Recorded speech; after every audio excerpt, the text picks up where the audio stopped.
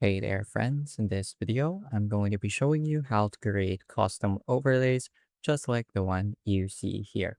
So if you take a look at the video, you can see that a video is overlaid over a background and it follows a custom cropping format, which is pretty useful if you're working on something like a documentary or you just need to have a nice overlay set over your background.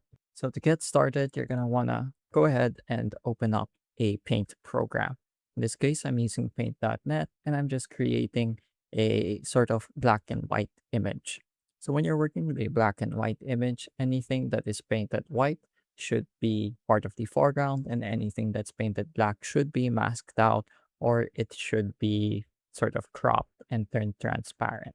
So once you've created your black and white image, you can go ahead and save that as a PNG and load it up into your DaVinci Resolve. As you can see, I've already moved it into my media pool and I'm just going to move it to my timeline. And then I'm going to select a video. So let's say this one, and then highlighting both of those clips by holding Control. I'm going to right click and then select new compound clip.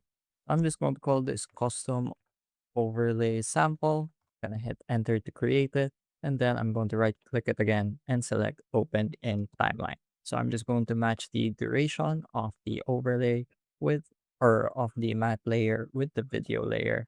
And now I'm going to select the video layer, go over here into the inspector, scroll down until you see composite. And then I'm just going to change the composite mode to foreground.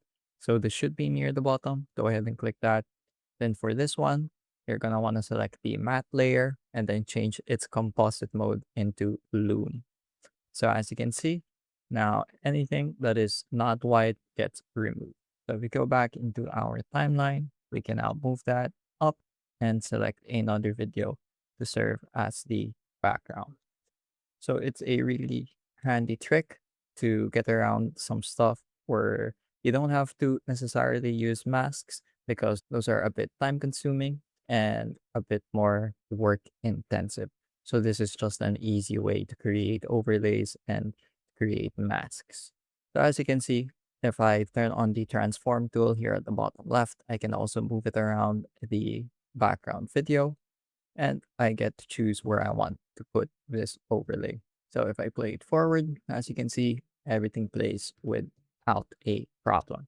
So it's really quick and really easy. And this is one of the most basic tools to be familiar with when you're starting your video editing journey. That's pretty much it for this video. I hope I was able to teach you something new and something useful. And as always, thank you for watching.